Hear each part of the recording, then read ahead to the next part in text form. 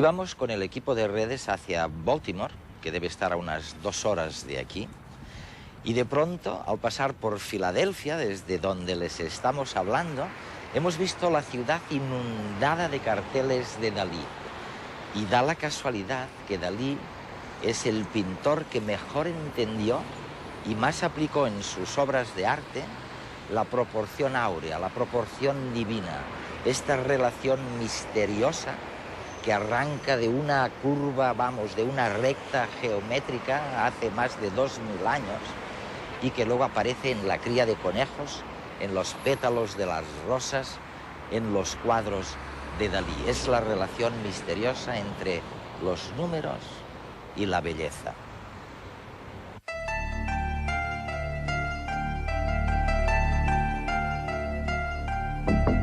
Mario Livio es director del instituto que gestiona el telescopio Hubble. Sus campos de interés abarcan desde los agujeros negros a la formación de planetas. Además, es un fanático del arte y ha publicado libros acerca de la intersección entre arte y ciencia. Mario, les voy a decir algo a los telespectadores. Por supuesto. No estoy muy seguro de que vayan a creerme. Oye, a saber qué dirán si les sugiero que trazando una línea como esta, así, tal y como hizo el inventor de la geometría hace más de 2000 años, y luego creando una proporción aquí, por ejemplo, si les digo a mis telespectadores que esta línea, trazada hace más de 2000 años, Sí. de aquí surge una proporción que luego la encontramos en las galaxias, Sí. en los pétalos de las rosas, en los cuadros e incluso en las pirámides, parece ser. Es sorprendente, ¿verdad? Increíble. Sí, por este motivo mis editores, cuando escribí el libro, hablaron de el número más asombroso del mundo. Es decir, resulta increíble que a partir de algo tan simple como lo que has demostrado que hizo Euclides en el año 300 a.C., se descubriera un número que luego aparece en las plantas, en las galaxias, en la bolsa. Pero eso fue lo que pasó.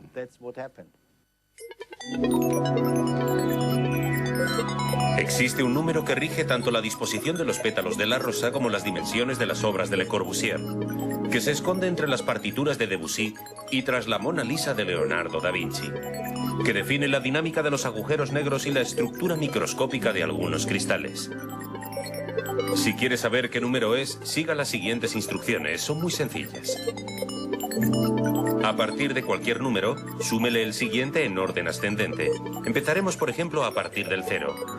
Obtendrá una secuencia numérica infinita formada por números cada vez más grandes. ¿Y dónde está ese misterioso número del que hablábamos? Dividiendo cada término entre el anterior. Sorprendentemente encontrará que el resultado de este sencillo cálculo, a medida que lo realiza entre los términos ascendentes de la secuencia, se va aproximando a un número cuyos decimales son infinitos, el número phi. El descubrimiento de este extraño fenómeno matemático se lo debemos al italiano Leonardo Pisano, más conocido como Fibonacci, a principios del siglo XIII. Sin embargo, el número phi ya había sido definido por el griego Euclides 1500 años antes. Para ello, Euclides se sirvió de una recta imaginaria. Imaginó un punto concreto, un punto que dividiese la recta en dos segmentos más pequeños. Ambos debían tener una proporción concreta que se definía de la siguiente manera. La relación entre el segmento mayor y la recta debía ser la misma que la del segmento menor y el mayor. Y la división de ambas longitudes, independientemente del tamaño de la recta inicial, daba lugar a un número, el número phi, que definía una proporción, la que se ha dado en llamar divina proporción. Su divinidad es un atributo otorgado por otro matemático italiano, Luca Pacioli, en el siglo XV. Divina por encontrarla en los más diversos lugares de la naturaleza y en las más excelsas obras de arte. El hombre no solo la ha descubierto, sino que se ha valido de ella para la creación estética. Un ejemplo de creación geométrica es el rectángulo áureo, construido a partir de dos segmentos cuya proporción es phi. Por otra parte, en el pentágono regular se esconde esta misma proporción. La relación entre sus lados y diagonales está definida también por el número phi. En el interior de esta figura encontramos el triángulo áureo. Pero la geometría nos depara más sorpresas. Y es que cuando se dividen ambas figuras, rectángulo y triángulo, obteniéndose progresivamente rectángulos y triángulos áureos más y más pequeños, en su interior se va configurando una misma figura, una espiral logarítmica.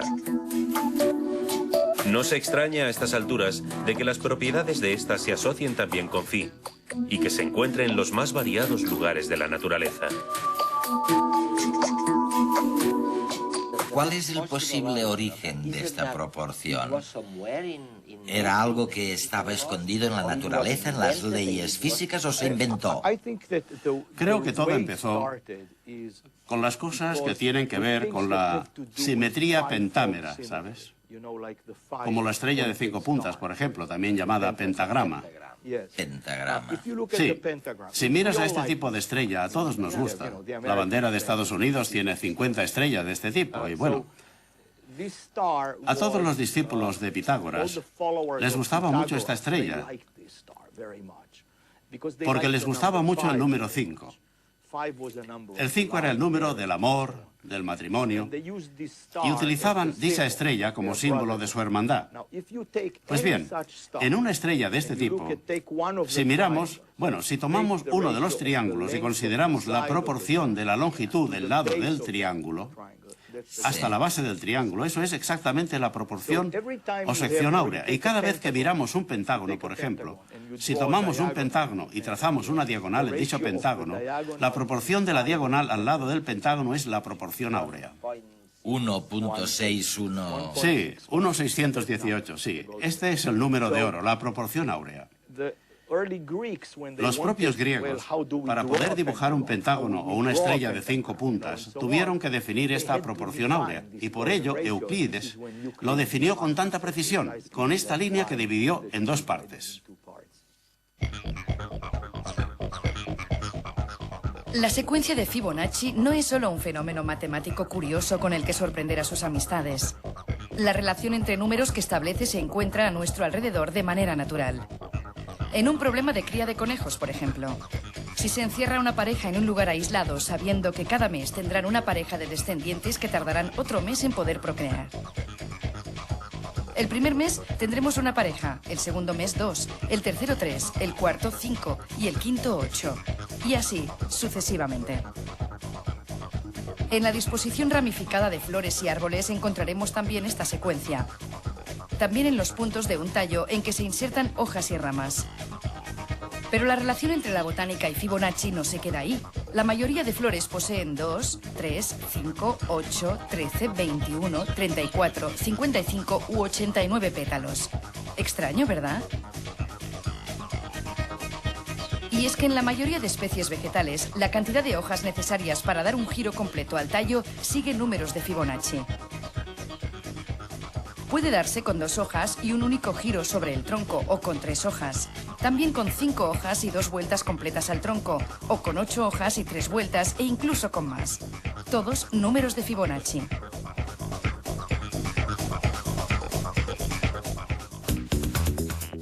Lo mismo ocurre en la semilla de muchas plantas. El ángulo que separa a cada uno de los brotes consecutivos que surgen de ella es el resultado de la división de un círculo completo, 360 grados entre phi. De esta manera, la planta se asegura que a medida que el tallo crece, las ramas no crecerán una sobre la otra, sino que cada una alcanza una disposición diferente, aprovechándose mejor la luz del sol. En el corazón de muchas flores, como las margaritas o los girasoles, también podemos ver, si nos fijamos con atención, espirales cuyo número, en ambos sentidos, se corresponde con números de Fibonacci correlativos. Naturalmente, las espirales son de tipo logarítmico.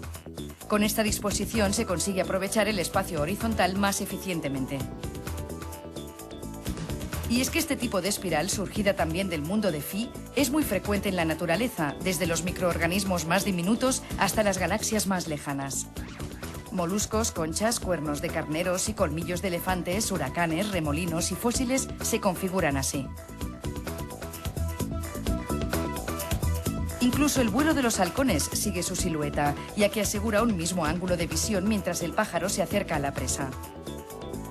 Sin embargo, aquí no acaban las coincidencias. En los últimos años se ha descubierto un nuevo tipo de cristales, formados por figuras tridimensionales que también mantienen la proporción divina en su geometría, dando lugar de nuevo a un empaquetamiento muy estable en el espacio. Y por último, un nuevo descubrimiento que todavía está por resolver. Y es que un agujero negro pasa de calentarse a enfriarse cuando el cuadrado de su masa dividido entre el cuadrado de la velocidad con que rota dan como resultado phi. ¿Casualidad o motivo oculto? De momento, resulta un misterio. Hay una idea o fantasía sorprendente. Es la serie de Fibonacci. 1, 2, 3, 5, 8 y así. Bueno, como sea, añadiendo los últimos dos se consigue siempre alargar la serie. Es fantástico, es increíble. Has explicado la historia de cómo intentó explicarlo y cómo Fibonacci llegó a la serie observando conejos. ¿Y por qué no nos lo cuentas? Pues bien, Fibonacci vivió en el siglo XIII. Fue una persona muy interesante, posiblemente el principal matemático de su época en Europa. Cabe recordar que por aquel entonces en Europa se utilizaban todavía los números romanos, aunque los hindúes y los árabes ya utilizaban los números indoarábigos. Y de hecho adoptó como misión introducir los números indoarábigos en Europa, porque calcular con números romanos no era una tarea sencilla. Y escribió un libro llamado Liber Abaci, en el que se solucionaban muchos problemas. Uno de ellos es el problema sobre los conejos que mencionas.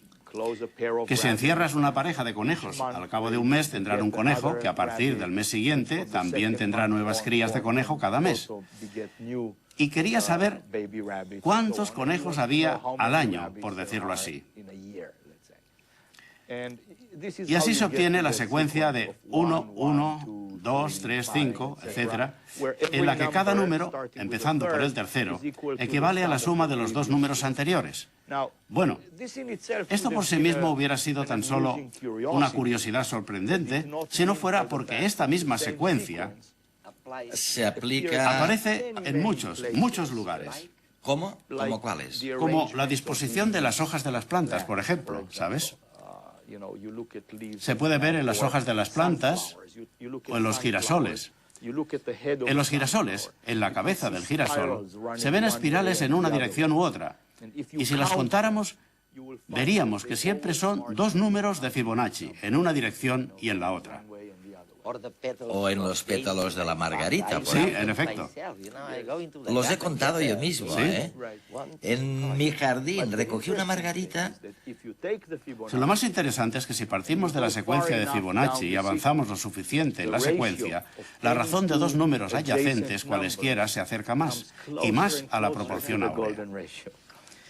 Así que la secuencia de Fibonacci es la proporción áurea, pero disfrazada. Es increíble. Esto es lo que la hace tan fascinante, que esta frecuencia y la proporción áurea aparecen en muchísimos fenómenos reales, ya sean naturales o realizados por el hombre. Sin embargo, quiero resaltar que no hay nada especialmente misterioso en todo esto. No hay magia. No, en este número no. Es decir, hay que dejar a un lado la mitología. En realidad surgen de las propiedades de los sistemas que estudiamos, que o bien presentan una simetría pentámera, por lo que siempre tienen la sección áurea, o bien es una necesidad. Por ejemplo, en el caso de la planta. Las hojas están dispuestas de este modo porque si estuvieran, pongamos, formando 90 grados, al acabar un giro, las próximas hojas se solaparían con las anteriores. Y esto no es bueno para la planta, porque las hojas necesitan luz y lluvia. Así que hay que encontrar el ángulo que aproveche el espacio con más eficacia. Y resulta que este ángulo está relacionado con la proporción áurea, porque así es como matemáticamente se puede. Tiene que ser así, oye. Sí, no es que las plantas sepan matemáticas o lo que sabes, necesitan sobrevivir. ¿Y qué es lo que encontró Dalí en esta proporción áurea para incluir ese dodecaedro en su famoso cuadro de la Sagrada? El Sacramento de la Última Cena, sí. De hecho, en este cuadro Dalí incluyó la proporción áurea dos veces. En primer lugar, si miramos la proporción de la longitud del cuadro con respecto a la altura, equivale a la proporción áurea. Además, pintó este gran dodecaedro suspendido sobre la mesa porque el dodecaedro, para Platón, representaba todo el universo. Y resulta que el dodecaedro está estrechamente relacionado con este número, 1,618. Si queremos calcular el volumen de un dodecaedro, cuya longitud sea de, digamos, 1 centímetro, podemos expresarlo con la proporción áurea perfectamente. También. Sí. En la cabeza de Dalí, el dodecaedro, el símbolo de una de sus obsesiones matemáticas. Detrás de esta excentricidad se esconde un mensaje matemático. Realmente entiendo que lo que nos quería dejar claro y manifiesto es que él entendía que el universo se estaba representando en la pintura mediante un dodecaedro de manera habitual y sistemática, y en el dodecaedro estaba implícita la divina proporción, el número de oro. Dalí abandona el surrealismo en los años 40. Crea un nuevo estilo, el misticismo nuclear, en el que unirá religión y ciencia. Las matemáticas tendrán un importante papel en su nueva etapa. Creo en Dios, pero no tengo la fe. Por las matemáticas y por las ciencias particulares, sé que es indiscutible que Dios tiene que existir, pero no me lo... Parte de esa fe se la darán las proporciones divinas del número de oro, Phi. El número Phi es realmente sorprendente. No sabemos la razón por la cual todos los seres vivos crecemos con este sistema de proporciones. Esa singularidad que hace que no sepamos realmente qué es, pero que realmente está en todas partes, sigue teniendo ese carácter místico divino. De ahí que aparezca como divina proporción. Y probablemente por eso Dalí hace esta afirmación. Por eso yo ahora, que voy siempre a contrapelo de mi época, estoy buscando el arquetipo vitruniano, que después lo pasó a Lucas Pacioli, de la Divina Proporción. La obra de Pacioli, el autor renacentista que escribió el Tratado de la Divina Proporción, le apasiona, pero quien realmente le enseña a aplicar el número de oro es un matemático rumano, Matila Jica. Salvador Dalí conoce en Estados Unidos, en una de sus estancias en los años 40 del siglo XX, conoce a un matemático rumano llamado Matila Jica. Además de matemático, era filósofo, y este personaje fue el que retomó la obra que se había perdido a lo largo de la historia de Luca Pacioli sobre la Divina Proporción. En Estados Unidos pintará el primer cuadro en el que aplica la Divina Proporción. Utilizará la división en rectángulos áureos y trazará la espiral de Durero. Así surge la semitaza volante con anexo inexplicable de 5 metros de longitud. El matemático Jica le enseña más formas para representar el número de oro. Una de ellas es la estrella pentagonal, el símbolo de los pitagóricos, una figura geométrica en la que el número de oro tiene gran presencia. Por ejemplo, la relación entre la diagonal del pentágono y su lado es el número de oro. Los segmentos AB y BC dan también el número de oro. Entre BD y DE también existe la divina proporción. El cálculo puede ser infinito.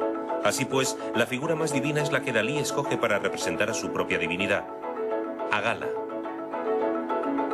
En la parte inferior del cuadro, Dalí deja constancia de su intención anotando los cálculos de phi.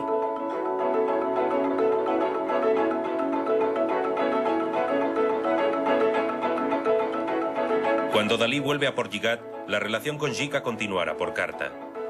El matemático rumano le explica los detalles de un poliedro platónico, el dodecaedro, que Dalí utiliza para una de sus obras místicas más importantes, la Santa Cena. Pinta un dodecaedro formado por 12 pentágonos áureos. En el centro, inscribe el cuerpo de Cristo. Además, los apóstoles están dispuestos utilizando esta proporción. Pero el número de oro no tan solo impregna sus cuadros, también se esconde en algunas de sus insólitas declaraciones. Había una especie de conferencia de prensa y preguntaron a Cocteau, si se hubiera quemado el Museo del Prado, ¿qué hubiera salvado usted?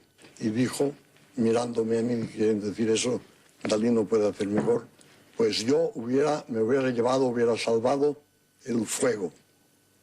Y entonces yo, como que soy un poco teatral, hice ver que reflexionaba un poco, que yo lo tenía pensado, y dije, pues Dalí se llevaría nada menos que el aire, y específicamente el aire contenido en las meninas de Velázquez, que es el aire de mejor calidad que existe. ¿Cómo consigue el movimiento de ese aire en esa estancia? Pues lo hace apoyándose en el desarrollo de una espiral áurea, la espiral de Durero, que entra por la ventana y acaba en la paleta y el pincel de Velázquez. En algunas de sus originales apariciones, utiliza animales y vegetales que también contienen el número de oro. En cuanto al erizo, si nosotros le quitamos todas las púas que le protegen, ¿no?, y que forman parte de él, queda a la luz una estructura pentagonal muy clara en cuanto al crecimiento de este animal.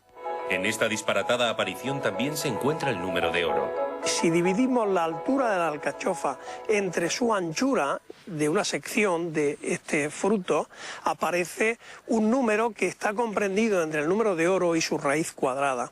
Pero también lo podemos ver observando la disposición de las distintas hojas. El Dalí showman, el Dalí pintor, el Dalí divino. Todos los Dalís que conocemos aplican de un modo u otro las proporciones del número de oro. Adiós. Adiós, muchachos.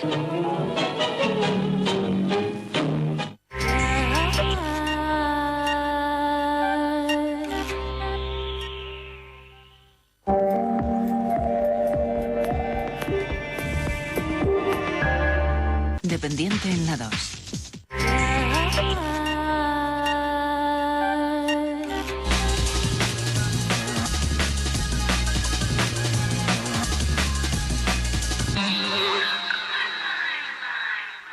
Los animales utilizan todo tipo de herramientas a la hora de encontrar pareja o de sobrevivir en el medio natural. En muchos casos, la estética está supeditada a la supervivencia y muchas veces ser bello ayuda a huir de los depredadores.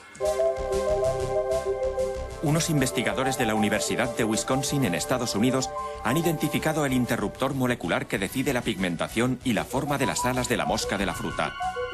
Los científicos han descubierto que las mutaciones accidentales son conservadas por cada especie en función de las ventajas que éstas les otorgan. Aunque el descubrimiento se haya realizado en la mosca de la fruta, también se puede extrapolar al resto de las especies animales, incluidos los humanos. O sea que lo que comienza casi por casualidad acaba siendo una ventaja para los animales. Un descubrimiento que permitirá determinar las claves que definen el cuerpo animal. Gracias a avanzadas técnicas de resonancia magnética, es posible determinar el tipo de personal más apto para un puesto laboral. Es decir, que ahora para obtener un trabajo, en lugar de hacer un currículum o una entrevista personal, tendremos que someternos a un escáner cerebral. Muy pronto, para optar a un buen trabajo, lo realmente importante será pasar un examen cerebral que determinará de forma muy precisa las cualidades personales. La prueba se realiza en menos de una hora y consigue determinar si un potencial candidato es una persona extravertida y sociable o si es proclive a la depresión y el estrés. Sometiendo a los participantes del estudio a un sencillo escáner, los investigadores han podido demostrar la relación entre diversos tipos de personalidad y las zonas del cerebro activadas en función de determinados estímulos, lo que indicaría la idoneidad para cubrir un puesto de trabajo. De todas maneras, los científicos precisan que aunque las imágenes cerebrales pueden reflejar una personalidad, nunca predecirán con exactitud la conducta futura.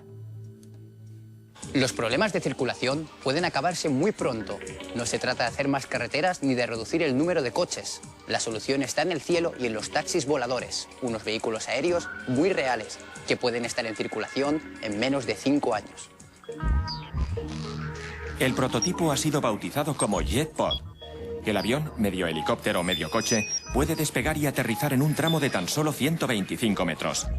JetPod podrá realizar las primeras pruebas de vuelo el año que viene y se comercializará a finales del 2010. Según los primeros ensayos, transportarán hasta 7 pasajeros que deberán desembolsar 18 euros por trayecto. Los creadores del invento, además de descongestionar las vías de las grandes ciudades, aseguran que la nueva fórmula es mucho más respetuosa con el medio ambiente que los coches. Además, las paradas y estaciones de los JetPod se pueden construir aprovechando el trazado de ríos, caminos y ferrocarriles. Otra ventaja es que se trata de una tecnología ultraligera, con mucha capacidad de aceleración y muy silenciosa. Un gesto tan banal como reciclar una caja de medicamentos puede evitar la tala de un árbol. Gracias a todos los envases de fármacos que se reciclaron el año pasado, se ha evitado la destrucción de 5.000 árboles en el territorio español. Además de impedir la tala de 5.000 árboles, la iniciativa de recuperar envases y restos de medicamentos ha permitido generar suficiente energía como para que funcionen 40 colegios a lo largo de un año entero.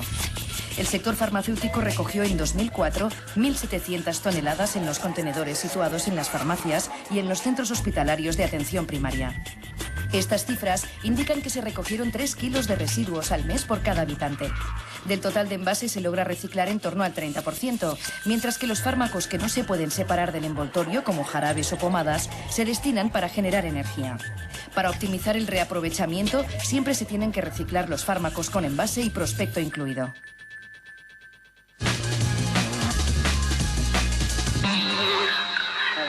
¿Y qué me dices de las galaxias? De las leyes que rigen las espirales en las galaxias.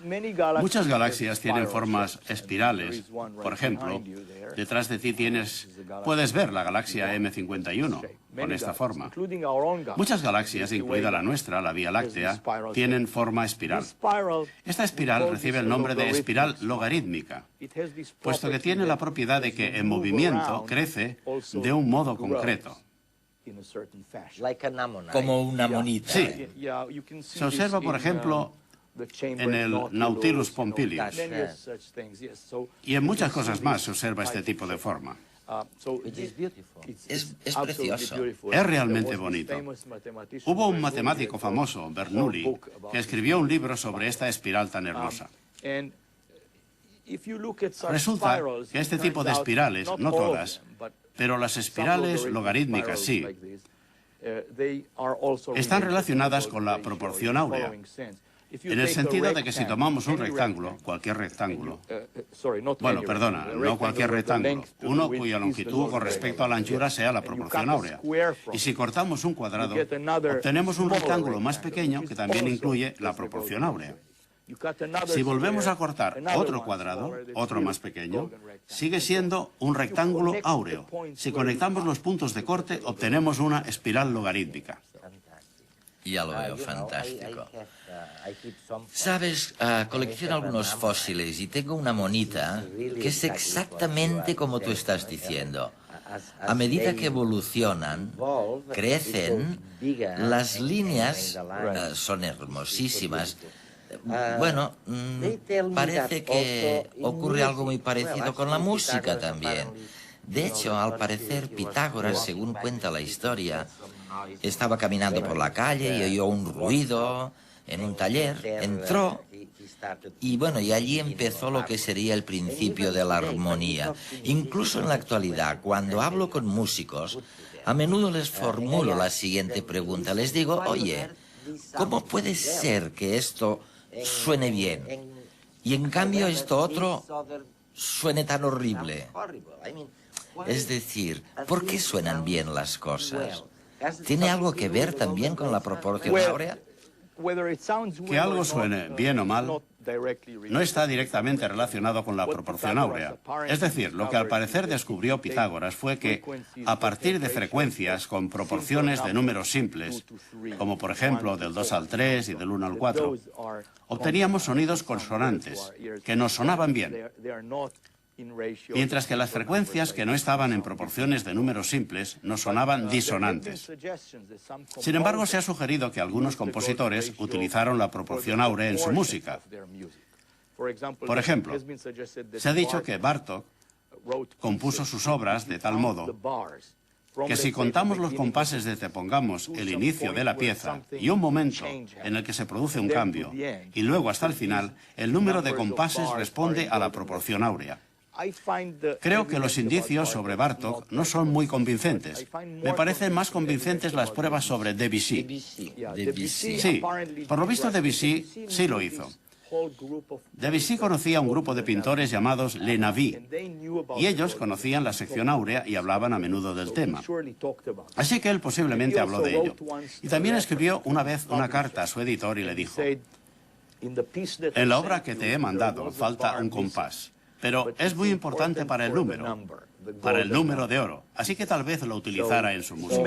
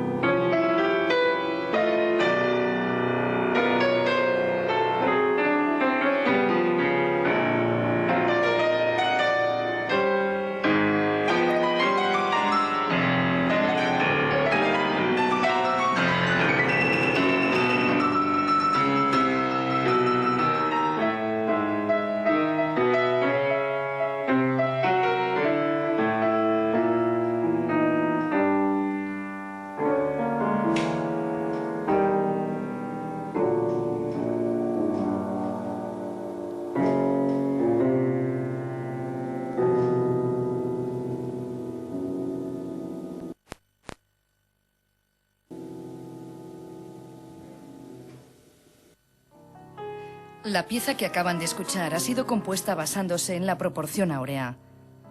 Orden, equilibrio, naturalidad. Así define Daniel Figulz la sensación que produce escuchar una composición creada según esta proporción. La pieza que he titulado Entropía se divide en dos partes, una que le he titulado Orden y otra Desorden. Y en la de Orden, para encontrar esta idea, he querido utilizar la proporción áurea para situar el clímax de la parte. Este clímax se produce a partir de una crescendo de intensidad y de rítmica, como se puede observar.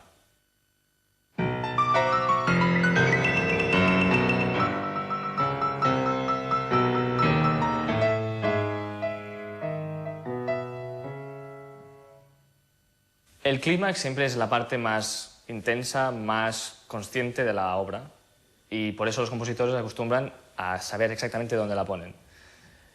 Se podía poner en la mitad, se podía poner en un tercio. En este caso yo lo he puesto en la proporción áurea porque creo que da a la sensación total, al haber terminado la obra, una sensación de naturalidad. Eso ya los compositores desde antiguo lo utilizaban para situar el punto culminante intuitivamente, ya no lo hacían conscientemente. No solo el clímax está situado en un momento determinado. Cada elemento importante de la pieza está en proporción áurea respecto al resto de elementos. Y del mismo modo en que se crea un fractal, se va construyendo la pieza. Todos estos elementos contribuyen a crear una sensación de naturalidad. ¿Pero por qué? El por qué no es consciente, o sea, el por qué no nos podemos hacer nosotros la pregunta, porque no es racional. Entonces, como es una cosa visceral, sentimental, no tiene respuesta. En la pieza titulada Desorden, las notas se ordenan de forma subjetiva, no siguen las leyes de la proporción áurea.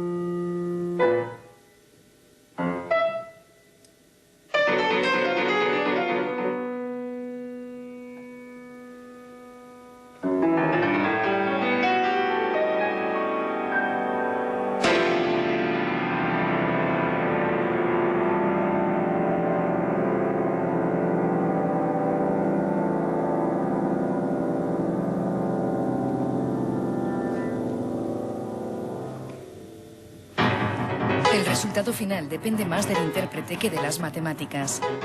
Si el orden nos parecía previsible, ahora el desorden nos mantiene en tensión.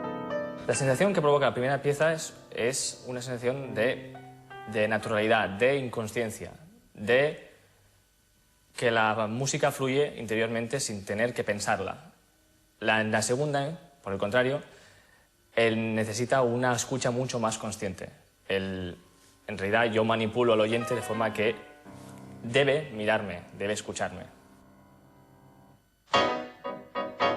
O sea que si los números se pueden utilizar para expresar algo tan maravilloso y sofisticado como la armonía de la música, parecería lógico entonces que los números pudieran utilizarse para expresar las leyes físicas, las leyes naturales. Esto es lo que decía Pitágoras, fue el primero en decirlo. Según él, todo es número. Y de hecho utilizamos las matemáticas.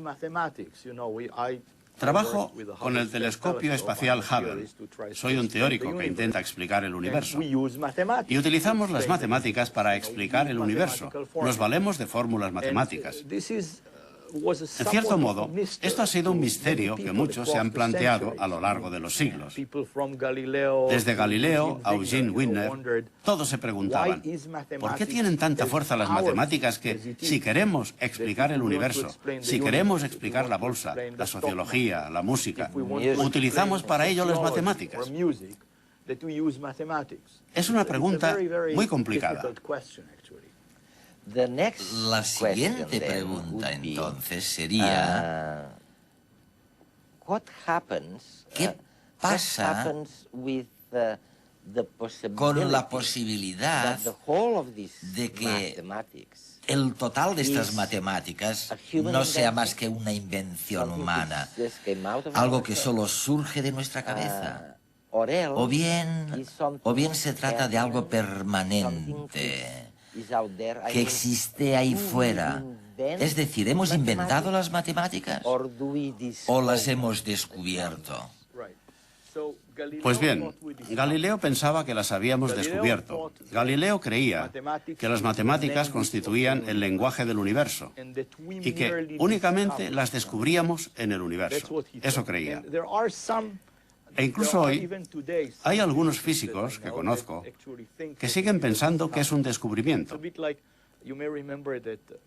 Es un poco como cuando Michelangelo sugirió en algún momento que tal vez sus esculturas ya estaban allá, que él las descubría al retirar la piedra.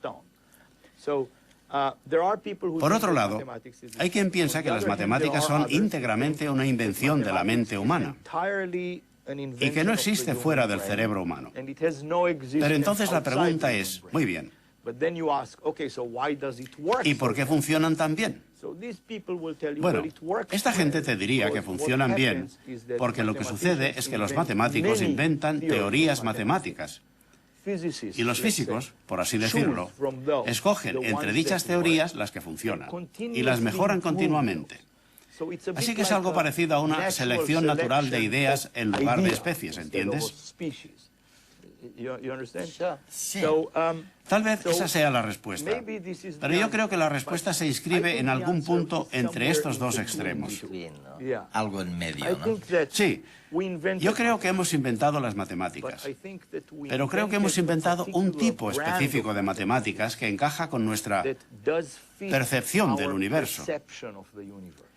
Es decir, se nos da bien ver líneas rectas, bordes, cubos, exacto, sí. Creo que es lo que condujo a Euclides a inventar los axiomas específicos de la geometría que inventó. Si hubiéramos tenido, por ejemplo, visión infrarroja y todo se nos apareciera algo borroso, tal vez habríamos inventado un tipo distinto de matemáticas, porque hoy en día sabemos que el conjunto de axiomas de Euclides no es el único conjunto posible. Se puede inventar una geometría riemanniana, una geometría lobachevskiana, otros tipos de geometría. ¿Por qué inventó Euclides este tipo específico? Creo que tiene que ver con el modo en el que percibimos la naturaleza. Claro, así que cuando trabajas con el telescopio Hubble, observando el universo, si quisieras decirle a alguien en el otro extremo del universo quién eres y qué haces, tal vez sería útil mandarle el número 1.6, la proporción áurea, ¿no? Tal vez bastaría enviarles la proporción áurea 1.6. Pudiera ser, pero no está muy claro que funcionara. Si resulta que otras civilizaciones inteligentes, en caso de existir, han logrado llegar al mismo tipo de matemáticas que tenemos nosotros, con el mismo tipo de axiomas geométricos, lo cual no es imposible, pues si también viven en un planeta de baja gravedad como nosotros, tal vez lo hayan hecho. Bueno, pues entonces si les mandamos unos 618, tal vez puedan reconocerlo como la proporción áurea, pero quizá no. Quizá han llegado a unas matemáticas muy distintas. Me parece que no lo entenderían, seguramente tengan otra concepción muy distinta del universo, ¿no?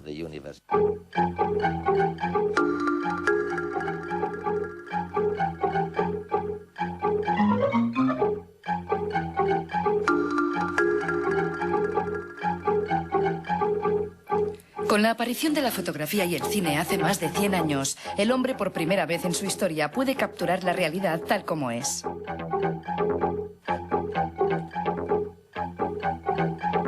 Cuando los hermanos Lumière filmaron estos planos, estaban también encuadrando la escena, tratando de guardar unas proporciones estéticas.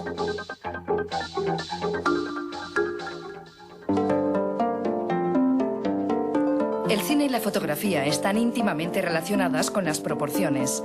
Las fotografías que hacemos están enmarcadas en un rectángulo de proporciones precisas. La pantalla de nuestro televisor y la proyección en una sala de cine tienen unas dimensiones que no son fruto de la casualidad. ¿Pero tendrán alguna relación con la proporción áurea?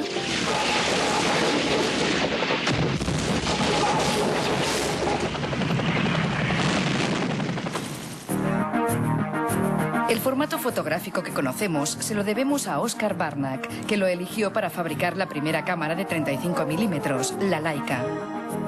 El negativo de proporción 3:2 o 24:36 nos ha acompañado desde entonces y tal vez su similitud con la razón áurea sea algo más que una casualidad. La relación 1:5:1 de la foto de 35 milímetros está muy cerca del 1:62 de la proporción divina. Henri Cartier-Bresson, uno de los más importantes fotógrafos del siglo XX, nunca retocó sus fotografías. Estas siempre se presentaban tal y como salían de su Leica, en el formato 3:2. Su formación como pintor fue decisiva a la hora de encuadrar y componer sus imágenes, centrándose en una geometría concreta, la que da el negativo de 35 milímetros. Y así podemos encontrar la proporción áurea en varias de sus instantáneas. Lo sorprendente es que Cartier-Bresson no las creaba como lo hace un pintor, sino que debía encontrarlas en la impredecible vida diaria.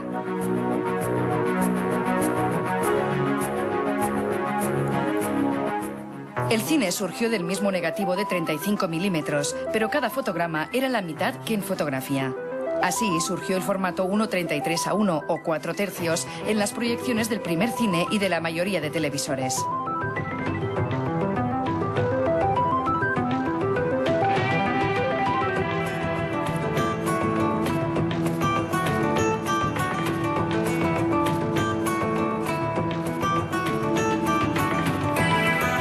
Pero con el tiempo, poco a poco, las pantallas de cine se han ido ensanchando. Y en cierta manera es lógico, ya que la situación de nuestros ojos en un plano horizontal hace que tendamos a una visión panorámica de las cosas. Formatos superpanorámicos como el CinemaScope nacieron para resaltar la espectacularidad de las escenas en las grandes salas de cine. Y en los últimos años se ha ido imponiendo el 1:85:1 bajo la influencia de la Academia de Hollywood.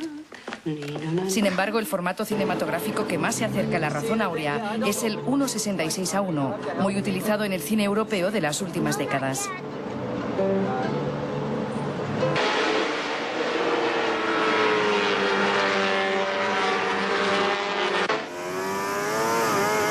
La tendencia a crear pantallas panorámicas llegó también a la televisión.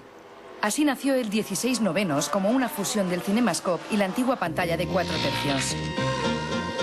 De hecho, si superponemos ambos formatos, vemos que el 16:9 encaja como un paso intermedio entre la pantalla cuadrada y la superpanorámica. El 16:9 sería en el mundo de la televisión el más cercano a la razón áurea. Es un formato de proporciones armoniosas que facilita la emisión de películas en formato panorámico.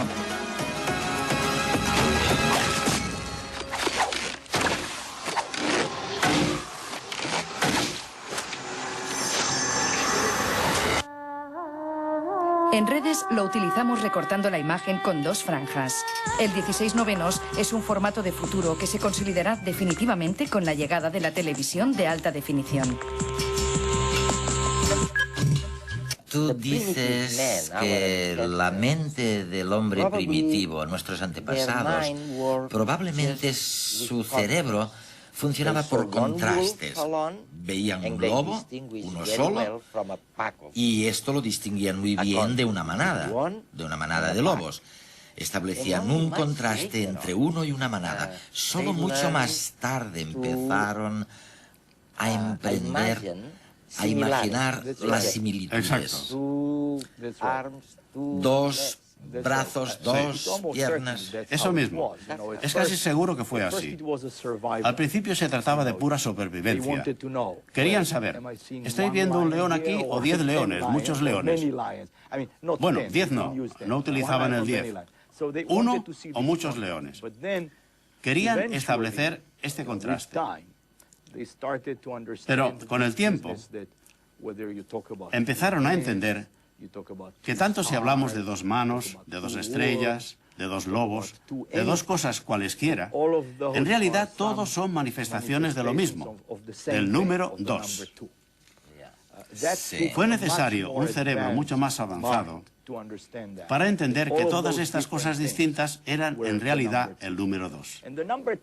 Y el 2 fue fácil relativamente, porque miraban al resto de personas y también tenían 2 manos, 2 senos, 2 ojos. Así que es probable que lo primero que aprendieran fuera 1, 2 y luego muchos. Claro, antes de pasar al 3. Exacto, al 4, etc. Hay un neurocientífico que abordó la prehistoria del cerebro, que la estudió y afirmó algo muy parecido a lo que estás comentando, desde otra óptica. Dijo que se tardó muchísimo tiempo, no solo años, sino millones de años, tal vez, en que la gente alcanzara esa capacidad metafórica. Exacto. La capacidad de juntar una cosa con otra. Tal cual, tal cual. Sí, es exactamente lo mismo. Es lo que quiero decir. Entender que 2 manos o 2 perros representan ambos al número 2. Eso es. Has mencionado el 10 hace unos segundos. Sabes que para nosotros, y estoy seguro de que al público le ocurre lo mismo, resulta inconcebible que no todo el mundo haya utilizado el 10 como base. Nosotros decimos que 10 unos son 10. 10 dieces, 100. Claro. Pero muchas civilizaciones han funcionado de un modo muy distinto, ¿no? Ciertamente. Nosotros utilizamos el 10 porque tenemos 10 dedos, es algo obvio. Cuando la gente empezó a querer contar, lo hicieron con los dedos de las manos, pero también había quien utilizaba los dedos de los pies, por lo que usaban el 20. En francés 80 se dice 80, es decir, 4 20, y en Europa occidental el 20 se usaba bastante. Hubo otras civilizaciones que tomaban como base el 5.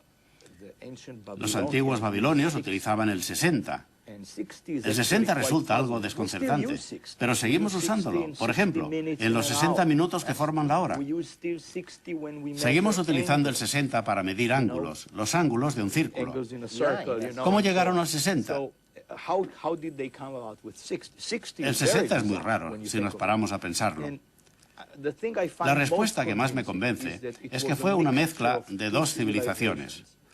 Una que tal vez utilizaba el 5 y la otra el 12. Los que utilizaban el 12 lo hacían porque contaban así. Consideraban que cada dedo tenía 3 partes y lo contaban de este modo: 1, 2, 3, 4, 5, 6, 7, 8, 9. Así que una civilización utilizaba el 12, la otra el 5, y al combinarse llegaron al 60. 12 por 5 equivale a 60.